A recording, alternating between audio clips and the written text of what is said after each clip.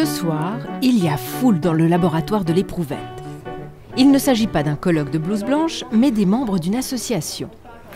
Donc je suppose que vous avez tous déjà vu à quoi ressemble une molécule d'ADN. Donc on appelle ça la double hélice d'ADN. C'est une énorme molécule. Ils sont tous venus découvrir les mystères de l'ADN au travers d'un atelier pratique.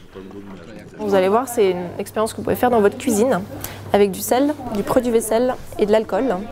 Le plus difficile dans ce cas est de rester sérieux et concentré.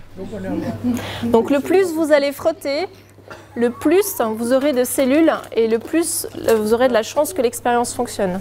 Dès que c'est scientifique, on peut avoir l'impression que c'est toujours quelque chose d'inaccessible, de compliqué. Donc là, c'est bien la démarche de pouvoir un petit peu populariser tout ça.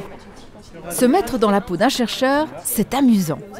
Mais ces expériences sont aussi l'occasion de créer un dialogue entre scientifiques et citoyens sur les questions de société soulevées par la recherche et ses applications dans la vie quotidienne.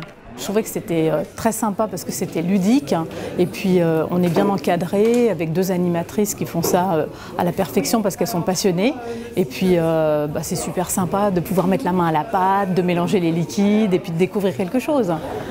Alors, qu'est-ce que ça vous fait de regarder votre ADN? Donc là, vous avez des millions de molécules d'ADN qui se sont groupées ensemble. C'est pour ça que vous arrivez à les voir. C'est prouvé que notre descendant, on a une parenté avec le singe.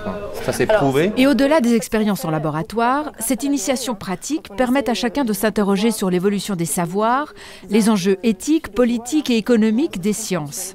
Le débat citoyen est indispensable pour donner un nouvel éclairage sur des thématiques de société telles que le clonage, les OGM ou la biotechnologie.